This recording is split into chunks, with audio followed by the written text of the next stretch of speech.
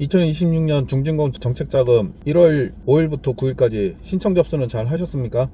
뭐 특별하게 문제 있을 건 없을 텐데 뭐 신청 자체는 어렵지 않았죠. 그런데 이제 중요한 거는 보통 이제 3주에서 1개월 뒤에 정책 우선도 평가에서 과연 우리 회사가 통과를 할 것이냐, 이게 가장 큰 숙제일 겁니다. 그러면 이 기준으로 봤을 때 통과가 되면 현장평가 준비하면 되는 건데, 탈락을 하게 되면 그러면 다음 달에는 어떻게 할 거냐, 그 다음 달에 어떻게 하고, 무한정 신청할 수 있는 게 아니죠. 1년에 3번 신청이 가능하니까. 그러면 그걸 기준으로 했을 때 다음에는 어떻게 해야 되는지 한번 신청 내용을 한번 뜯어보면서 살펴보도록 하겠습니다. 자, 가장 중요한 거는 우선 업종 선택이죠. 업종은 기본적으로 우리가 주 매출 신고하는 기준으로 했을 때 그 매출액이 51%가 넘어가면 그게 주 업종이라고 합니다. 주 업종 기준으로 해가지고 신청을 하셔야 되고요. 그리고 자금 유형 선택하는 게 있습니다. 자금 유형을 선택을 할 때는 기본적으로 일반 기업들, 스펙이 뭐 그렇게 크게 많지 않는 기업들은 정해져 있습니다. 수출 사업화 자금, 창업 기반 지원 자금, 개발기술 사업화 자금, 그 외 경영 정화 자금 뭐 등등 요런 자금들이 주로 신청이 되죠. 그 다음에 7년 초과 기업은 혁신 사업화 자금이 해당될 거고요. 2026년부터는 내비게이터로 이용을 해서 추천 자금을 받는데요. 신청하는 거는 사실 얼마 걸리지 않았지만 중요한 거는 선착순 신청이 아니기 때문에 해당 기간과 시간 내에 신청하면은 신청은 다 받아준단 말이에요. 그러면 서류는 이렇게 쌓여 있을 겁니다. 서류가 이렇게 쌓여 있다고 가정을 하게 되면 과연 이 한정된 예산 속에서 싹 다 받아줄 거냐? 그렇진 않죠. 여기에서 평가를 해서 우선 순위를 기준으로 했을 때 높은 기업들을 선정해서 지원을 하게 되는 구조로 됩니다. 그렇기 때문에 우리가 만약에 탈락을 한다면 다음에 이런 부분들을 보완을 해야 되겠죠. 자, 다음으로 뭐 소상공인 뭐 여부 막 이런 거 나오는 거 있는데, 이거는 크게 뭐 다른 건 없습니다. 딱 정해진 거는 일반 업종의 경우 5명 미만의 경우는 소상공인 정책자금으로 신청하라고 나옵니다. 중진공 자금 신청이 안 됩니다. 그런데 5명을 초과하는 경우나 혹은 5명 미만이 되더라도 신청할 수 있는 업종이 있습니다. 그렇기 때문에 참고를 하시면 될 것 같고요. 자, 다음으로 정부 정책 방향과 연계된 사업이냐 아니냐 이걸 따집니다. 이제 거기 그 클릭해서 보시면은 이런 게 있죠. 반도체, 뭐 IT, 바이오, 그 다음에 AI, 그 다음에 환경 관련된 거 뭐 이런 거 쭉쭉 있습니다.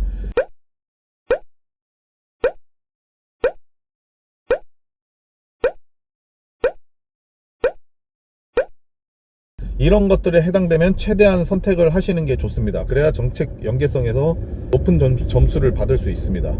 자, 다음은 체크리스트입니다. 체크리스트에서는 가장 많은 항목에 선택을 되어야지 정책 우선도 평가에서 높은 점수를 받습니다. 결론적으로 제일 상위에 있는 고용지표부터 마지막에 사회적 기업에 관련된 지표까지 거기서 해당된 내용을 최대한 선택을 하는 것이 중요한데, 만약에 이런 것들을 미리 준비를 안 하고 그냥 무작정 들어가서 신청하시면 체크리스트에 체크할 만한 게 거의 없어요. 자, 그러면은 일단은 최대한 할 수 있는 것들은 하고, 만약에 혹시 탈락을 한다 그러면 다음에는 어떤 항목에 내가 노려야 되겠다, 그런 부분을 확인을 한 다음에 준비를 하시는 게 좋습니다. 예를 들어서 1월 5일날 신청을 하게 되면 보통 한 1월 마지막 주차나 2월 초에는 정책 우선도 평가 결과 발표가 나옵니다. 나오게 되면은 2월 초나 중순 되면 또 신청을 한단 말이에요. 근데 아무 변동사항 없이 그냥 그대로 신청을 하게 되면 통과하기가 어렵죠. 왜냐면은 지금은 예전처럼 선착순 신청이 아니고 신청 접수를 정해진 기간 받습니다. 다 받은 다음에 기업이 몇 개가 됐든 몇십 개, 몇백 개가 됐든 간에 거기에서 우선 순위로 정렬을 한 다음에 상위 순위대로 정책자금을 지원하는 구조란 말이에요. 그렇기 때문에 제가 다른 건 모르겠지만은 내가 신청한 기업이 되냐 안 되냐 부분은 나중에 정책 우선도 평가에서 탈락을 하게 되면 신청한 기업 대비 내 회사의 위치가 어느 정도인지 나옵니다.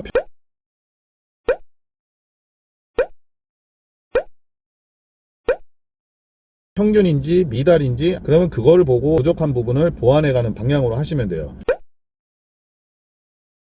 예를 들어 가지고 고용지표면 5가지 지표가 있잖아요. 5가지 지표 중에서 가장 많이 해당되는 게 고용 증가율, 그 다음에 내일 채용 공제 가입 여부, 그 다음에 채용 계획 6개월 이내. 그러면 딱 정해져 있지 않습니까? 고용 증가율 같은 경우에는 사람을 더 채용하면 되는 거고요. 직전 연도 대비해서. 그 다음에 내일 채용 공제는 한 명이라도 가입하시면 반영이 됩니다. 그리고 채용 계획 예정인 기업 같은 경우는 공고문을 하나 올리시면 되죠. 실제 채용을 안 하더라도 공고문을 올려서 그 자코리아나 뭐 사람인 뭐 워크넷 이런 것들이 해당됩니다. 여기 공고문을 올려가지고 올렸던 링크를 여기에다가 복붙해가지고 처리를 하시면 됩니다. 그러면 이제 실적이 반영되는 거고요. 이 순위 있는 것들이 이제 기술 관련 지표인데요. 결론적으로 여기는 뭐냐면은 개발 3년 이내에 양산 실적이 있는지 없는지 하고, 그 다음에 연구소 유무, 그 다음에 특허나 저작권 보유 유무, 그 다음에 벤처기업 이노비주 보유 유무, 이런 것들이 있어요. 그래서 이런 것 같은 경우에는 그냥 당장 준비한다고 되는 게 아니기 때문에, 예를 들어서 창업하신 기업들이 나중에 이런 것들을 노려보겠다, 뭐 청창사를 가거나 아니면 뭐 예비 창업 패키지 뭐 이런 거 안 가고 그냥 바로 정책 자금을 노린다, 이런 기업들은 그리고 연구소나 특허나 벤처 이런 것들을 미리 준비를 하시는 게 좋습니다. 그리고 그 밑에 가면은 이제 경영지표인데 메인비지 인증이 주로 해당되겠죠. 3년 초과 기업들만 인증을 받으실 수 있습니다. 그러니까 참고하시면 되고, 그 밑에는 이제 수출 관련 내용이 있고요. 수출 실적이 있으면 직간접 다 해당되니까 전부 다 반영해서 신청을 하시면 됩니다. 간혹 가다가 수출 면장이나 인보이스만 있으면 수출 실적 반영되는 거 아니냐라고 하시는데, 그렇게 안 되고요. 수출 실적 증명원이라는 게 있어야지만 인정이 됩니다. 그 부분은 다음에 제가 한번 다시 설명을 드릴게요. 자, 다음으로 제조업에 해당되시는 분은 제조 현장 스마트화 있죠. 요거는 지원 사업을 신청을 하신 다음에 신청을 해야 되기 때문에 요건 좀 패스하겠습니다. 일반적인 자금은 아니니까. 그 다음에 경영 안정화 자금인데요. 경영 안정화 자금 같은 경우는 일단 보통 6개월 이내에 매출이 빠지거나 아니면 뭐 1년을 놓고 봤을 때 전년 대비 빠지거나 아니면 분기별로 빠지거나 아니면 뭐 월별로 몇 달 이내에 빠지거나 요렇게 해당되는 기업들은 그냥 다 신청하시면 되고요. 그 다음에 화재나 뭐 자연재해 받은 기업들 같은 경우는 지자체 확인서를 받아가지고 서류를 제출을 하시면 대부분 승인이 됩니다. 그렇게 해서 신청을 하시면 되고요. 그 다음에 수출 기업 관련 자금이 있는데, 일단은 수출이 10원이라도 있다 그러면은 무조건 신청을 하십시오. 근데 간혹 가다가 예를 들어서 경기 고양시 쪽에 있는 기업들 같은 경우는 특히 화장품 쪽에 수출하는 기업이 많습니다. 그런 기업들이 많은 경우에는 수출 실적이 있어도 무조건 다 되는 게 아니고 거기에서 또 다른 스펙들을 따지기 때문에 다른 스펙까지 최대한 확보해 놓은 상태에서 신청하시는 걸 권장해 드립니다. 요 정도면은 대략적으로 설명이 된 것 같고요. 이제 공통적으로 해당되는 게 창업 기반 사업화 자금 같은 경우는 기본적으로 창업기업 확인서가 있어야 됩니다. 없으면은 나중에 탈락하니까, 지금 만약에 신청했을 때 창업기업 확인서가 없었는데 정책 우선도 통과됐다, 그리고 현장평가 나올 것 같다, 그러면은 하위라도 창업기업 확인서는 꼭 발급 받으시기 바랍니다. 이거 관련해서도 제가 다음에 시간 있으면 유튜브로 한번 촬영하도록 하겠습니다. 자, 지금까지 중진공 정책자금에 대해서 간단하게 살펴봤고요.